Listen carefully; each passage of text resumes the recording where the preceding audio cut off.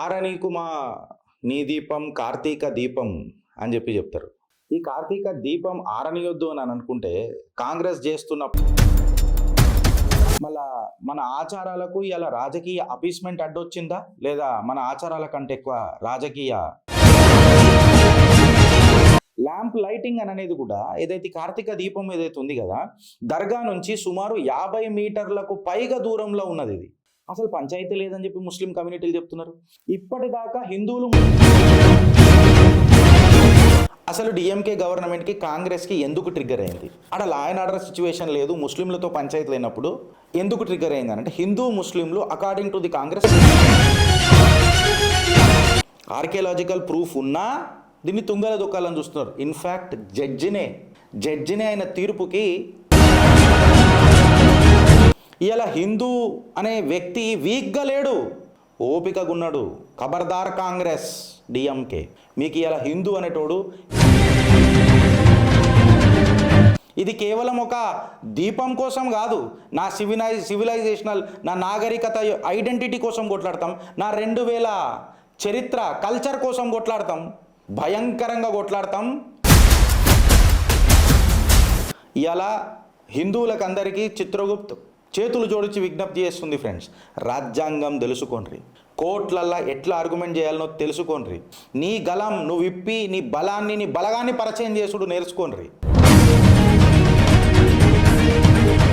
ఆరనీకు మా నీ దీపం కార్తీక దీపం అని చెప్తారు. ఈ కార్తీక దీపం ఆరనియొద్దు అని అనుకుంటే కాంగ్రెస్ చేస్తున్న పాపం మామూలుగా ఉందా అని చెప్పి ఫస్ట్ ప్రశ్న వస్తుంది. ఈ కార్తీక దీపం కాంట్రవర్సీ గిరీష్ను చిత్రగుప్తులో ఇది మాట్లాడలే అంటే జర మ్యాటర్ సబ్జుడిస్ ఉండే కాబట్టి, ఇక్కడ కోర్టులలో పంచాయతీ నడిచింది కాబట్టి మొత్తం డీటెయిల్స్ తీసుకొని నేను మాట్లాడతాను. మీకు తెలుసు కదా ఫ్రెండ్స్, అసలు ఏంది చట్టం ఏం చెప్తుంది, చరిత్ర ఏం చెప్తుంది, ఈ తుష్టీకరణ సంతుష్టీకరణ రాజనీతి ఏం చెప్తుంది, రాజకీయం ఏం చెప్తుంది, ఒక క్రొనాలజికల్ ఎవిడెన్స్ బేస్డ్ ప్రో హిందుత్వ చిట్టా ఇవాళ మనం డిస్కస్ చేసుకుందాం. ఫ్రెండ్స్, కార్తీక దీపం ఇవాళ దాన్ని ఆపేసే ప్రయత్నం చేస్తున్నారు. తరతరాల నుంచి వస్తున్న ఆచారాన్ని తుంగల దొక్కే ప్రయత్నం చేస్తున్నారు. మళ్ళా మన ఆచారాలకు ఇలా రాజకీయ అపీస్మెంట్ అడ్డొచ్చిందా, లేదా మన ఆచారాల కంటే ఎక్కువ రాజకీయ అపీస్మెంట్ ఎక్కువ వచ్చిందా అన్నది ఒక పెద్ద ప్రశ్న. మరి తమిళనాడు గవర్నమెంటు ఫ్యాక్ట్గా చెప్పాలనంటే ఇది ఒక పెద్ద నరేటివ్ దేశంలో ఎట్లయిపోయిందంటే, Congress versus Hindu civilisational rights కిందికి దీన్ని హిందూ సనాతన సైనికులు భావిస్తున్నారు. క్రొనాలజీ ఆఫ్ ఈవెంట్స్ మనం తీసుకొని చూస్తే ఇది ఏదో నిన్నగాక మొన్న వచ్చిన ట్రెడిషన్ కాదు. ఈ ట్రెడిషన్ అనేది సుమారు కొన్ని వేల సంవత్సరాలది. నాకు తెలిసి పురాణాల ప్రకారం 2000 సంవత్సరాలతో పాటు త్రిపురం కుండం దగ్గర మనం దీపం వెలిగిస్తాం. ఇది లాస్ట్ సంఘం ఎరా ఎక్సెట్రా ఎక్సెట్రా అని చెప్పి దీన్ని మాట్లాడతారు. ఆర్కియాలజికల్ ఇంకా ఇన్స్క్రిప్షనల్ అని అంటే మన అడశిలా శాసనాలు ఎక్సెట్రా ఎక్సెట్రా చూస్తే ఒక 400 సంవత్సరాల పిల్లర్ కూడా కనిపిస్తుంది తమిళనాడు గవర్నమెంట్ దగ్గర. ఆ ఆర్కియాలజికల్ ఇన్స్క్రిప్షన్ కూడా మనకు కనబడుతుంది. ఈ కార్తీక దీపం గురించి మనం మాట్లాడుతుంది. దీన్ని డిఎంకే గవర్నమెంట్ ఒక హిందూ ముస్లిం పంచాయతీ ఎన్నిక చూసింది. కాకపోతే ఇక్కడ ముస్లిమ్స్ కార్తీక దీపానికి ఎవరు అపోజ్ చేయలే. 1920 నుంచి 2005 వరకు ఏదైతే సోషల్ కన్సెన్సస్ జరిగిందో, 1920 ప్రివ్యూ కౌన్సిల్ జడ్జ్మెంట్స్ ఏవైతే ఉన్నాయో అది కంప్లీట్గా హిందూ ఓనర్షిప్నే తారాస్థాయిలో పెట్టినాయి. 2005లో ముస్లిం కమ్యూనిటీ ఇన్ఫ్యాక్ట్ ఒక ఎన్ఓసి కూడా ఇచ్చేసింది. ముస్లిం కమ్యూనిటీ అక్కడ ఉండే పంచాయతీ లేదని అంటలేను, బట్ 2005లో ముస్లింలు కూడా ఒక నో అబ్జెక్షన్ సర్టిఫికేట్ ఇచ్చేసిండ్రు, మీరు కార్తీక దీపం పెట్టుకోవచ్చునని. మళ్ళీ 2024, 2025లో ఈ డిఎంకేకి ఏడ చూలు లేసింది అని అడుగుతున్నా, ఏడ బగబగ మండిందని అని అంటున్నా. ల్యాంప్ లైటింగ్ అని అనేది లా అండ్ ఆర్డర్ సిచ్యువేషన్ ఎక్కడికైనా ప్రాబ్లం అవుతుందని చెప్పి నేను ఇలా డిఎంకే ప్రభుత్వాన్ని అడుగుతున్నా. ఇక్కడ హిందూ ముస్లిం పంచాయతీ లేకపోయా, కేవలం తమిళనాడు గవర్నమెంట్ డిఎంకే గవర్నమెంట్ ఒక అడ్మినిస్ట్రేటివ్ అబ్స్ట్రక్షన్ తప్ప ఇక్కడ ఏదన్నా పంచాయతీ నడుస్తుందా?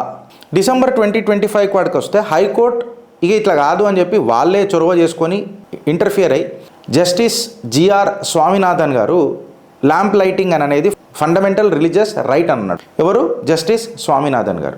రాజ్యాంగ ఉల్లంఘన ఏడైంది? కోర్టే ఎప్పుడైతే ఇది లా అండ్ ఆర్డర్ సిచ్యువేషన్ కాదు అని అన్నదో డిఎంకే ప్రభుత్వం ఏం చేసింది తెలుసా? కోర్టు తీర్పును కూడా ధిక్కరించింది.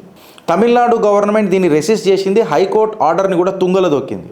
రిపీటెడ్ అబ్జెక్షన్స్ ఫైల్ చేసుకుంటూ పోయింది. పోలీసులతో మొత్తం వాళ్ళని రెచ్చగొట్టి పోలీసులకు ఇన్స్ట్రక్షన్స్ ఇచ్చి బ్యారికేడ్స్ పెట్టే ప్రయత్నం చేసింది. దాని తర్వాత చిల్లరగాన్లకు పెద్ద చిల్లరగాన్లు తోడైనట్టు 120 మంది ఇండి కూటమి ఎంపీలు కలిసి డిఎంకే ఇంకా కాంగ్రెస్ కూటమితో ఒక ఇంపీచ్మెంట్ మోషన్ జస్టిస్ స్వామినాథన్ గారి మీద పెడతారు. సుప్రీంకోర్టులో ఇది పెండింగ్ ఉన్నది, అయినా ఇంపీచ్మెంట్ మాత్రం లాంచ్ చేసేసిండ్రు. మళ్ళా కాంగ్రెస్ డిఎంకే జస్టిస్ స్వామినాథన్ గారిని ఇంపీచ్ చేసే సత్తా ఉన్నదా, చెయ్యగలుగుతారా అని చెప్పి మాట్లాడితే ఫస్ట్ దీని మీద ఒక ముచ్చట మాట్లాడదాం. ఇక్కడ హిందూ ముస్లిం పంచాయతీ ఏడున్నది నేను డిఎంకే వాళ్ళని అడుగుతున్నా. అసలు ఏ రకంగా దీన్ని మీకు లా అండ్ ఆర్డర్ సిచ్యువేషన్ కనిపించింది? 2005లో ముస్లిం కమ్యూనిటీయే ఒక నో అబ్జెక్షన్ సర్టిఫికేట్ ఇచ్చింది కదా. ఇది హిందూ ముస్లిం పంచాయతీ ఏడైంది అని అంటున్నా. ఇది ఒక యానిమల్ సాక్రిఫైస్ దగ్గర ఒక పంచాయతీ ఉండే, ఒప్పుకుంటా. కాకపోతే అది జ్యుడిషియల్ రివ్యూలు ఉన్నది కదా. ల్యాంప్ లైటింగ్ అని అనేది కూడా ఏదైతే కార్తీక దీపం ఏదైతే ఉంది కదా, దర్గా నుంచి సుమారు 50 మీటర్లకు పైగా దూరంలో ఉన్నది. ఇది అసలు పంచాయతీ లేదని చెప్పి ముస్లిం కమ్యూనిటీలు చెప్తున్నారు. ఇప్పటిదాకా హిందువులు ముస్లింలు కొన్ని సెంచరీస్ మాదిరిగా అక్కడనే కూర్చొని పూజలు చేసుకుంటున్నారు.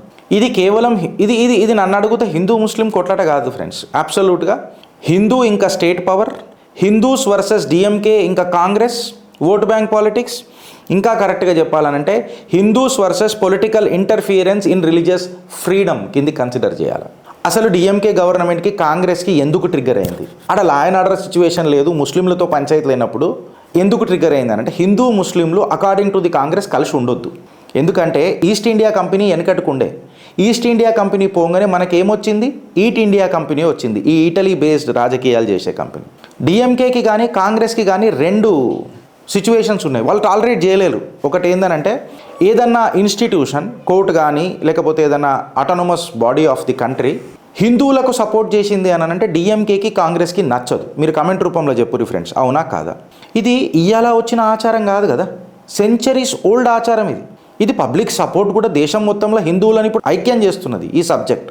ఈ ఫేక్ అవుట్రేజ్ ఏదైతుంది చూడు, ఫేక్ నరేటివ్ ఏదైతుంది చూడు డిఎంకే ఇంకా కాంగ్రెస్ది, దీన్ని కమ్యూనల్ అనడము, ముస్లింలు ఎన్ఓసి ఇచ్చిన తర్వాత దీన్ని కమ్యూనల్ అనడం అనేది ఒక కొత్త ట్రెడిషన్ తీసుకొని వచ్చి మన కల్చర్ని తొక్కాలని చూస్తున్నారు చూడు. ఎప్పుడు ఆర్కియాలజికల్ ప్రూఫ్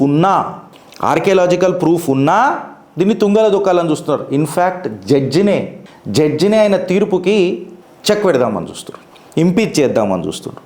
అంటే ఇలా అపీజ్మెంట్ పాలిటిక్స్ ఏదైతుంది చూడు మైనారిటీ ఓట్ల కోసము ఏడు దాకా పోతుంది. అసలు ఇక్కడ పాపం ముస్లింలను కూడా అనేటట్టు లేదు. ఇక్కడ వాళ్ళ మీద ఏదైనా బద్నాం చేసి నడుపుదామని అనుకున్న కాంగ్రెస్ వాళ్ళు వాళ్ళ మీద కూడా లేదు. అందుకనే ఈ పొలిటికల్ డెస్పరేషన్ చూపుతున్నారు. అయితే ఇప్పుడు డిఎంకే ఇంకా కాంగ్రెస్ కలిసి జడ్జిని ఎందుకు ఇంపీచ్ చేద్దామని అంటుంది ఫ్రెండ్స్? ఇంత ప్రూఫ్స్ ఉన్నాక, ఆర్కియాలజికల్ ఇవి అంటున్నాక గిరీష్ ఎందుకు చేద్దామని అంటుందంటే కేవలం ముస్లింలకు ఒక పర్సెప్షన్ క్రియేట్ చేసే ప్రక్రియ నడుస్తుంది ఫ్రెండ్స్ దేశంలో. మేము మీకు ఎల్లవేళలు ఉన్నాం, ఎల్లప్పుడు ఉన్నాం, ఏదేమన్నా కానీ నేను మీకే సపోర్ట్ చేస్తాం. హిందువుల మనోభావాలు చచ్చిపోయినా, హిందువులకు ఏమైనా అలా మనోభావాలు సర్వనాశనమైనా మాకు మాత్రం మైనారిటీ ఓట్ బ్యాంక్ మీరు ఖచ్చితంగా వేయాలా, మేము మీకు ఏడుదాకానైనా పోతాం అని చెప్పి కేవలం కన్సాలిడేషన్ ఆఫ్ మైనారిటీ ఓట్స్ కోసం ఆడుతున్న ఒక బూటకపు నాటకం ఇది. ఇన్ఫ్యాక్ట్ చెప్పాలనంటే వీళ్ళు మన హిందూ రైట్స్ని చంపేయాలని చూస్తున్నారు.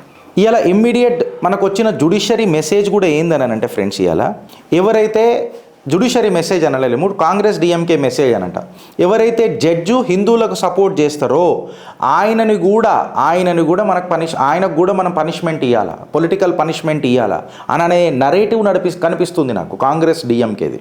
ఒక ఎస్టాబ్లిష్డ్ నరేటివ్ కంట్రోల్ చేయడానికి ప్రయత్నం చేస్తారు డిఎంకే కాంగ్రెస్. ఎట్లా అంటే ఒక ఎగ్జిక్యూటివ్ని తీసుకొని వచ్చి హిందువుల మీద రిలీజియస్ ప్రాసెస్ అనేది డిక్టేట్ చేసే ప్రయత్నం చేస్తున్నారు, ఫోర్స్ చేసే ప్రయత్నం చేస్తున్నారు. ఇంత గంభీరమైన ఆరోపణ గిరీష్ అంటే మళ్ళీ కోర్టు జడ్జిమెంట్కి వెళ్ళి ధిక్కారణ చేసిరు కదా.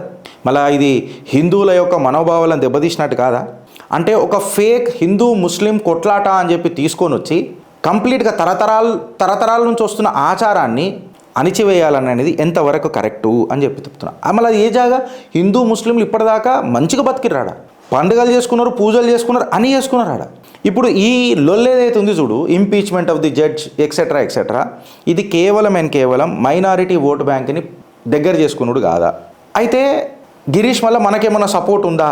మనం హిందువులకు మనోభావాలు దెబ్బతీయడానికి చేస్తారు కదా, మనకు లీగల్ లెన్స్లలో చూస్తే మనకేమైనా లీగల్ ప్రొటెక్షన్ ఉందా అంటే ఆర్టికల్ 25 మనకు సపోర్ట్ చేస్తుంది ఫ్రీడమ్ ఆఫ్ రిలీజన్లో, freedom of practice and propagate religion కింద. ఏన్షియంట్ కస్టమ్స్ అనేది మన ప్రొటెక్టెడ్ రైట్స్, ఇవి already established customs, legal protection మనకున్నది. సుప్రీంకోర్టు యొక్క తీర్పు షిరూర్ మఠ్ కేసులా ఈ తీర్పులా మనకు ప్రొటెక్షన్ దొరుకుతుంది. ఈ రిలీజియస్ ప్రాసెస్ని గవర్నమెంట్ అనేటోడు రెగ్యులేట్ చేయడు, వాడికి హక్కు కూడా లేదు. కేవలం కోర్ట్స్ న్యాయస్థానాలే ఈ ప్రాక్టీస్లను, ఈ రిలీజియస్ ప్రాక్టీస్లను రెగ్యులేట్ చేయగలుగుతాయి. స్టేట్ గవర్నమెంట్ చెన్ ఓట్లతో గెలిచిన ఈ అడ్డమైన చిల్లర నాయకులు కాదు. ఇవి లా మనకు ప్రొటెక్షన్ ఇస్తుంది. అసలు ఇక్కడ లా అండ్ ఆర్డర్ ఇష్యూయే లేదు. కేవలం హిందూ మనోభావాలను దెబ్బతీసి మైనారిటీ ప్రొటెక్షన్ కోసము. సో ఇక్కడ మిస్కండక్టే లేదు. సో మిస్కండక్టే లేనన్నప్పుడు జడ్జి గారిని ఇంపీచ్ చేసి కూడా ఫైదా లేదు, అసలు పనే చేయదు.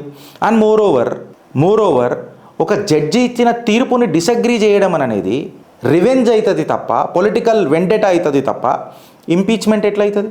ఇవాళ బ్రుటాలిటీ ఆఫ్ తమిళనాడు గవర్నమెంట్ మనం తీసుకొని చూస్తే మళ్ళీ హైకోర్టు ఆర్డర్లని తుంగల దొక్కడం అనేది కంటెంప్ట్ కాదా? నేను ఆ సెక్యులర్ వాదులను అడుగుతున్నా. మళ్ళా ఇవాళ మా భక్తుల యొక్క నమ్మకాన్ని మీరు తుంగల దొక్కుతున్నారు అంటే వయలేషన్ ఆఫ్ ఆర్టికల్ 25 కాదా? And I'm asking also the barrister, మీరు మాట్లాడాలా హక్కుల గురించి మాట్లాడినప్పుడు? ఆర్టికల్ 25 కదా. స్టేట్ మెషినరీని యూజ్ చేసి బ్యారికేడ్లు పెడుతున్నప్పుడు పోలీస్ ఇంటిమిడేషన్ చేయడం అనేది అబ్యూజ్ ఆఫ్ స్టేట్ మెషినరీ కాదా? స్టేట్ పవర్ని దుర్వినియోగం చేసుడు కాదా? మిస్యూజ్ ఆఫ్ పవర్ కాదా? ఒక జడ్జి గారిని ఇంపీచ్ చేయడం అనేది ఇన్స్టిట్యూషనల్ అసాల్ట్ కాదా? ఇవాళ రాజ్యాంగాన్ని తుంగలు ఎవరు దొక్కుతున్నారు? రాహుల్ గాంధీ మీ కటాకట్ మోడల్ కాదా? ఈ ఇంపీచ్మెంట్ ఇంకా పనిష్మెంట్ అనేది అయితే మాట్లాడుతున్నారు కదా, ఇది యావత్ భారతదేశంలో ఒక డేంజరస్ అథారిటేటిజం ప్రమోట్ చేస్తుంది ఫ్రెండ్స్.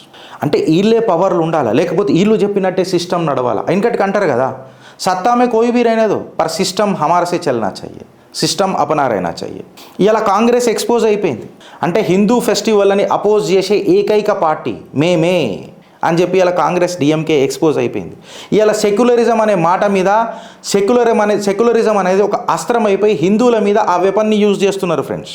ఇవాళ జడ్జులు ఎవరైతే వీళ్ళకినరో వాళ్ళ మీద కూడా యాక్షన్ తీసుకుంటాము అని చెప్పి ఒక నాటకాలు నడుపుతున్నారు.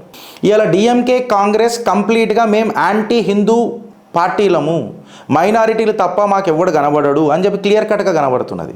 ఒక కొత్త కమ్యూనల్ ఫియర్ని మ్యానుఫ్యాక్చర్ చేస్తున్నది. ఇలా కాంగ్రెస్ డిఎంకే దేనికి నిలబడ్డది ఫ్రెండ్స్? యాంటీ హిందూ పాలసీకి నిలబడ్డది, జుడిషియల్ థ్రెటనింగ్కి నిలబడ్డది, అపీజ్మెంట్ పాలిటిక్స్కి నిలబడ్డది, ఇన్ఫ్యాక్ట్ మన ఇన్స్టిట్యూషన్స్ని వీక్ చేయనీకి నిలబడ్డది. అయితే ఇప్పుడు జడ్జి గారిని ఇంపీచ్ చేయగలుగుతారా అని ఒక ఆలోచన వస్తే లీగల్ లెన్స్లో మనం చూస్తే అసలు ఇండి బ్లాక్ కానీ డిఎంకే కానీ కాంగ్రెస్ కానీ ఇక నాకు వస్తాయి బూతులు కానీ ఇక కంట్రోల్ చేసుకుంటున్నా, వీళ్ళెవ్వరు కూడా జడ్జి గారిని ఇంపీచ్ చేసే సత్తా లేదు, జిగర్లో దమ్ము కూడా లేదు. అన్లెస్ అండ్ అంటిల్ ఇది ఏదైనా పెద్ద తప్పు అయితే తప్ప, బియాండ్ రికగ్నిషన్ అబ్యూజ్ అయితే తప్ప దీన్ని మనం వీళ్ళని మనం ఇంపీచ్ చేయలేం. ఇంపీచ్మెంట్ అనేది ఓ కాంగ్రెస్కి డిఎంకేకి నేను ఏం చెప్తున్నాను అంటే ఒక పొలిటికల్ మోషన్ కాదురా అయ్యా, అదొక క్వాజీ జ్యుడిషియల్ ప్రాసెస్. అది it is not a political motion. 3 స్టేజ్లలో ఇంపీచ్ చేయొచ్చు ఫ్రెండ్స్. జడ్జి గారిని 3 స్టేజ్లలో ఇంపీచ్ చేయొచ్చు. ఫస్ట్ ఒక అడ్మిషన్ ఆఫ్ మోషన్ చేస్తారు, అంటే స్పీకర్ చైర్మన్ డిస్క్రిషన్ మీదకి ఒక మోషన్ చేస్తారు. అంటే 100 లోక్సభ ఎంపీలు 50 రాజ్యసభ ఎంపీలు కలిసి స్పీకర్ గారికి చైర్మన్ గారికి ఒక మోషన్ ఇస్తారు. అయితే ఈ అలిగేషన్స్ ఎట్లున్నాయి అని చెప్పి చూస్తే ఇప్పుడు లీగల్ రేంజ్లో చూస్తే ఇవి వేగున్నాయి, అబ్సల్యూట్గా పొలిటికల్ ఉన్నాయి. ఇక్కడ రివెంజ్ కనబడుతున్నది, వర్డిక్ట్ బేస్డ్. జడ్జి గారు ఇచ్చిన తీర్పుల మీద ఇంపీచ్మెంట్ ఏందిరా నాకు అర్థం కాదు. స్పీకర్ గారు దీన్ని ఫస్ట్ ఫేజ్లోనే కొట్టిపడేస్తారు. దీన్ని కొట్టిపడేస్తారు. ఎందుకంటే జడ్జిమెంట్కి డిసగ్రీ చేయడం అనేది మిస్బిహేవియర్ ఎట్లయితుంది? ఆయన ఇచ్చిన తీర్పు మిస్బిహేవియర్, నువ్వు అపీల్వో కాన్స్టిట్యూషనల్ బెంచ్లకు మిస్బిహేవియర్ ఎట్లయితుంది? జ్యుడిషియల్ రీజనింగ్ అసలే లేదు, రిలీజియస్ ఫ్రీడమ్ని తుంగలో దొక్కిర్రు, పబ్లిక్ స్పీచ్ ఒపీనియన్స్ అనేది కంప్లీట్గా అసలు తీసుకుంటూనే లేరు. కాన్స్టిట్యూషనల్ మిస్బిహేవియర్కి జస్టిస్ స్వామినాథన్ గారి వర్డిక్ట్ అనేది అసలు రానే రాదు. అంటే స్టేజ్ 1 అనేది ఖతం అయిపోతుంది. స్టేజ్ 2 కాడికి వచ్చిన జ్యుడిషియల్ ఎంక్వైరీ కమిటీ ఏదైనా పెట్టినా, సపోజ్ అడ్మిట్ అయితే చెప్తున్నా, ఒక 3 మెంబర్ ఎంక్వైరీ కమిటీ ఫార్మ్ అవుతుంది. ఒక సుప్రీంకోర్టు జడ్జి ఉంటారు, ఒక హైకోర్టు జడ్జి ఉంటారు, ఇంకొక డిస్టింగ్విష్డ్ జ్యుడిషియరీకి సంబంధించిన ఒక వ్యక్తి ఉంటారు. లీగల్ స్టాండర్డ్స్ చూస్తారు, ప్రూవెన్ ఏదైనా మిస్బిహేవియర్ అయిందా చూస్తారు, ఏదైనా ఇన్కెపాసిటీలో ఏమైనా జడ్జ్మెంట్లు వచ్చినాయా, లేకపోతే ఏమైనా మిస్బిహేవియర్ అయిందా, అబ్యూస్ బియాండ్ రికగ్నిషన్ ఏమైనా అయిందా, ఇవన్నీ చూస్తారు. అయితే ఇక్కడ ఒక రూల్ ఏందనంటే ఒక జడ్జి గారిని ఆయన ఇచ్చిన జడ్జిమెంట్ల మీద ఇంపీచ్ చేయలేరు. ఇది మిస్బిహేవియర్ అనేది, ఇక్కడ కరప్షన్ ఉందా, ఈడ బ్రైబరీ ఏమన్నా ఉందా, ఈడ ఏమన్నా ఎవిడెన్స్ లేకుండా ఆయన ఏమన్నా జడ్జిమెంట్ ఇచ్చిందా, ఏమన్నా జడ్జి గారికి క్రిమినల్ కండక్ట్ ఉందా, లేకపోతే ఏమన్నా విల్ఫుల్ కాన్స్టిట్యూషనల్ వైలేషన్ జరిగిందా? కేవలం హిందువుల మనోభావాలకు ఆయన నిలబడ్డాడు. అది కూడా ఆర్కియలాజికల్ ఎవిడెన్సెస్ ముంగట పెట్టుకొని హిస్టరీ ఆఫ్ ట్రెడిషన్ని కాపాడిండు. దాన్ని మీరు ఇంపీచ్మెంట్ అంటే ఎట్లా? ఇప్పుడు జస్టిస్ మన స్వామినాథన్ గారి రికార్డు కూడా తీసుకొని చూస్తే ఆయన మంచి మంచి జడ్జిమెంట్లు ఇచ్చిండు. వెనకటికి ప్రో ముస్లిం రూలింగ్స్ కూడా ఇచ్చిండు. మన నాకు తెలిసి ముహర్రం జాతరలు etcetera and pro Dalit rulings కూడా ఇచ్చిండు. అంబేద్కర్ గారి పోర్ట్రేట్స్ ఎక్సెట్రా మీద. ఇది ఇంపీచ్ ఎట్లయితుంది అని చెప్పి చెప్తున్నా. సపోజ్ స్టేజ్ 3కి వద్దాం, పార్లమెంటరీ ఓటింగ్ అని అనుకుందాం. అది మ్యాథమెటికలీ పాసిబులా? సపోజ్ ఎంక్వైరీ పడ్డా మిరాకులస్లుగా పార్లమెంట్లో దీన్ని ఏమని ప్రూవ్ చేస్తారు? మెజారిటీ ఎవడుకున్నది? ఇండి కూటమికి ఉన్నదా, ఎన్డీఏ కూటమికి ఉన్నదా? 2/3 ఆఫ్ ది మెంబర్స్ ఓటు చేయాలా? ఇండి కూటమి చెప్పినట్టు ఎన్డీఏ కూటమి వింటదా? అరే హిందువుల మనోభావాలు దెబ్బతింటుంటే వీళ్ళు ఇంపీచ్ చేస్తే మేము దానికి సపోర్ట్ చేయాలా? అసలు ఇంతవరకు చరిత్రలో ఏదైనా జడ్జిది ఇంపీచ్మెంట్ జరిగిందా? కేవలం వీళ్ళు ఒక పర్సెప్షన్ క్రియేట్ చేస్తున్నారు ఫ్రెండ్స్. ఇది అర్థం చేసుకోండి. సో ఇలా ఒక స్ట్రాంగ్ మెసేజ్ హిందువులకు పోతున్నది. ఇలా హిందూ అనే వ్యక్తి వీక్గా లేడు, ఓపికగా ఉన్నాడు. ఖబర్దార్ కాంగ్రెస్ డిఎంకే, మీకు ఇలా హిందూ అనేటోడు హెచ్చరిక జారీ చేస్తున్నాడు. ఆడు ఇలా వీక్గా లేడు, ఓపికగా ఉన్నాడు. ఆడు ఓపిక సబ్మిషన్ అనుకోకు. తరతరాలుగా దశాబ్దాల వారీగా మీరు హిందూ మనోభావాలను తొక్కుకుంటూ వచ్చిండ్రు. ఇప్పుడు హిందూ అనేటోడు ప్రొటెస్ట్ చేస్తాడు, హిందూ అనేటోడు ఐక్యంగా అవుతాడు, హిందూ అనేటోడు తన హక్కుల గురించి మాట్లాడతాడు, పోరాడతాడు. ఇది కేవలం ఒక దీపం కోసం కాదు. నా సివిలైజేషనల్, నా నాగరికత ఐడెంటిటీ కోసం కొట్లాడతాం. నా 2000 చరిత్ర కల్చర్ కోసం కొట్లాడతాం. భయంకరంగా కొట్లాడతాం, నీకు భయపెట్టే విధంగా కొట్లాడతాం, రాజ్యాంగబద్ధంగా కొట్లాడతాం, సనాతన ధర్మాన్ని కాపాడుకునే విధంగా కొట్లాడతాం. ఇవాళ నువ్వు నన్ను సైలెన్స్ చేస్తానంటే మా ప్రొటెస్ట్ కాన్స్టిట్యూషనల్గా నీకు వైలెన్స్ కనబడుతుంది చూడు. రాజ్యాంగబద్ధంగా టెంపుల్ రిచువల్ నువ్వు నీ జిగర్లదాం ఎవడు అయ్యా దిగొచ్చినా నువ్వు కాపాడలేవు. అంటే కాపాడలేవనంటే నువ్వు దాన్ని తుంగలు దొక్కలేవు అని చెప్తున్నా. ఇవాళ హిందువులకు అందరికీ చిత్రగుప్తు చేతులు జోడించి విజ్ఞప్తి చేస్తుంది ఫ్రెండ్స్. రాజ్యాంగం తెలుసుకోండి, కోర్టులల్లో ఎట్లా ఆర్గ్యుమెంట్ చేయాలనో తెలుసుకోండి. నీ గలం నువ్వు విప్పి నీ బలాన్ని నీ బలగాన్ని పరిచయం చేసుడు నేర్చుకోండి. ఏ పొలిటికల్ పార్టీ, ఏ స్టేట్ గవర్నమెంట్, ఏ బ్యూరోక్రాట్ కూడా మన మీద వాడ్ ఫోర్స్ అనేది పోవద్దు. ఇది ఒక ధర్మయుద్ధం friends. Let the crusade begin. శాంతియుతంగా కొట్లాడినాం, ధర్మహింస తదైవచ అని చెప్పినట్టు సనాతన ధర్మంలో ప్రొజెక్ట్ కూడా చేద్దాం. మన హక్కుల కోసం కొట్లాడదాం. అరే ఈ నాగరికత ఎన్నో ఇన్వేషన్స్ని తట్టుకున్నదిరా. అట్లాంటి పోరాటే ప్రతిమ ఉన్న డిఎన్ఏ ఇది మాది. ఆఫ్టర్ ఆల్ని అపీజ్మెంట్ పాలిటిక్స్ 2025లో మమ్మల్ని గెలుపుతానంటే నువ్వు నిలబడతావురా? ఇలా కాంగ్రెస్ డిఎంకేకి హెచ్చరిస్తున్నది సనాతన ధర్మ సైనికుల బృందం. భారత్ మాతాకి జై.